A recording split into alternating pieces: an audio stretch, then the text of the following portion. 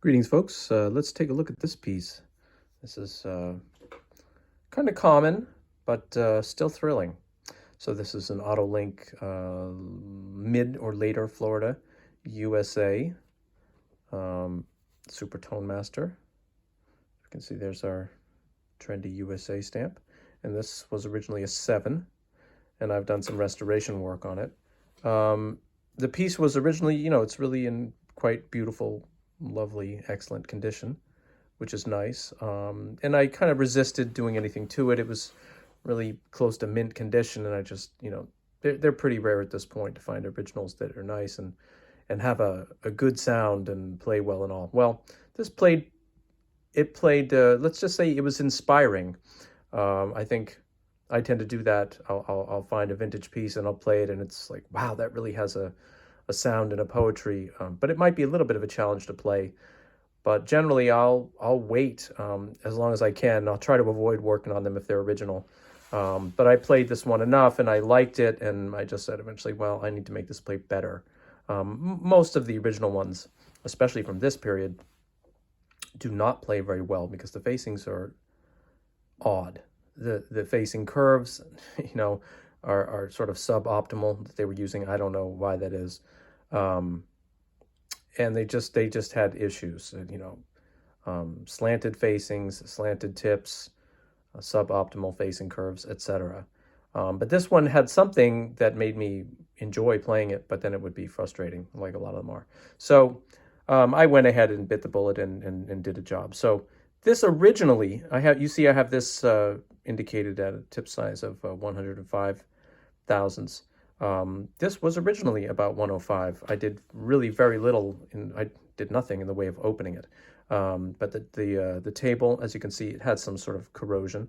Someone had left a reed on there, probably a reed and a ligature, and the reed was probably damp, when it was put on there. And someone had left a reed clamped on there probably since 1966 or something, or whenever these were made. Someone had left a reed on there for decades, and it had just sort of rotted on there. And you can see that the outline of the reed, and it left some kind of, it's almost like rust, but it's just corrosion, basically finish corrosion in here, and there's a little over here. I mean, they just basically, the reed will just sort of rot on the mouthpiece and like spread its, disease, corroding the entire mouthpiece. So it just leaves a stain. I soaked it in white vinegar. That took most of it off, but there's just some sort of raised mineral obstruction that you gotta get off. So I did flatten the table. Most pieces like this, they need to have their tables flattened anyway.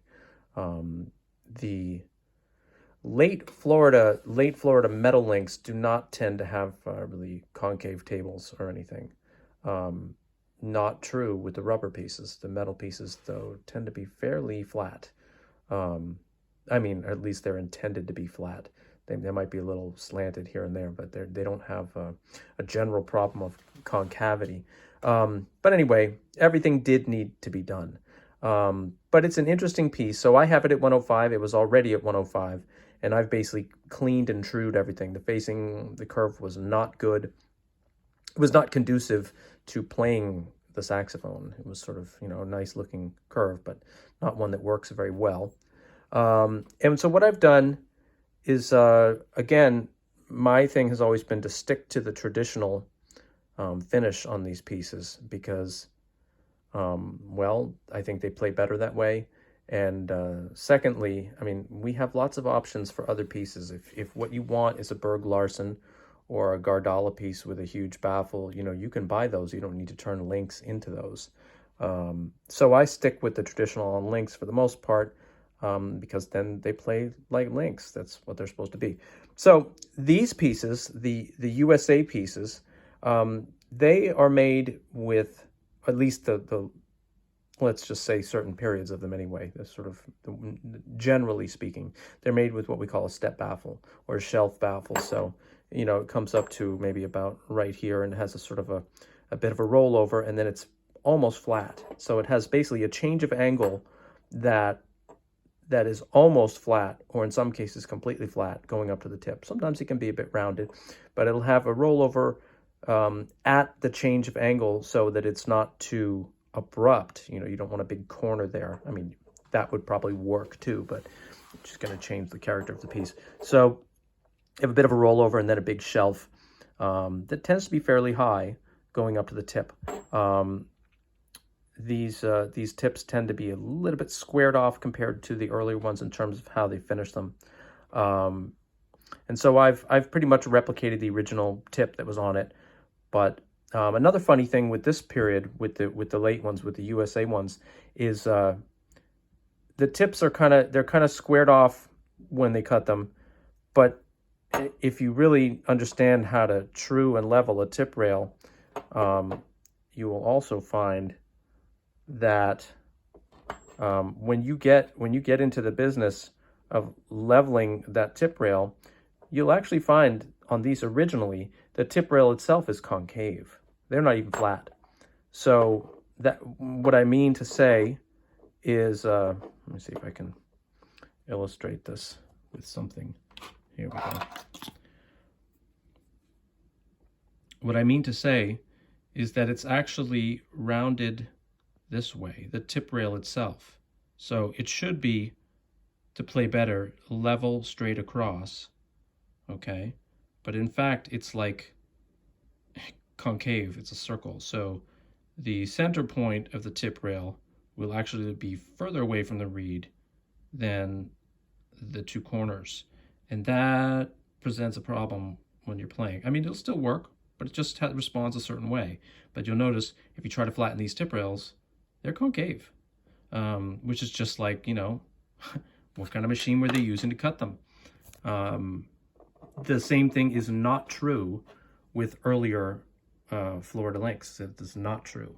They are not concave. They are level. Earlier Florida and even New York, they are level. So it has something to do with the machine that they were using, because it wasn't done. How they cut that facing was probably not done by hand at this point. I mean, I don't think links may have always been done on a machine, but they were hand finished. These ones, they're hand finished too, but the facing, you can tell it's very machined. Anyway, these tend to have a slightly smaller chamber than the earlier no USA links, and maybe a little higher floor. They got some projection. They're favored for that reason. They're not preferred by others because they want something that plays darker. These may play brighter. However, I think in general, maybe the general public has sort of a poor or not so accurate conception of how these pieces work, because such a majority of the originals are so difficult to play because of the horrible facings. So once you get them going, they're great. And you know, there's all kind of things you can do with the character of them, but I mean, it takes quite a bit of work. And if you just put a sort of generic setup on them, it's not really going to shine. And that's one of the interesting things here, is that this one, you know, I put it's really an original tip finish and setup. The facing curve is actually is my own style of curve from studying so many vintage links over the decades. It's not what I would call a standard curve. It's more of a link specific curve that they used. And I actually went and replicated the original facing on this and cleaned it up to see how it would play. And it was still a little stuffy, so I went with my own type of curve, adjusting station by station, because I know how each station will affect the way it plays. And you know, once you hit it, you can get it to ring. So it's got a particular facing on it, and that with the traditional tip finish, if you're lucky, you can get links to ring a particular way. They just have a certain, you know, a standard facing won't do that. It'll get them playing, and they'll buzz. They might be bright and all that, but there's this otherworldly ring you can get out of them if you just do it the way they did it. So let's see if we can, you know. So let's hear it on a 1960 Mark VI tenor with an appropriate and suitable fitting ligature.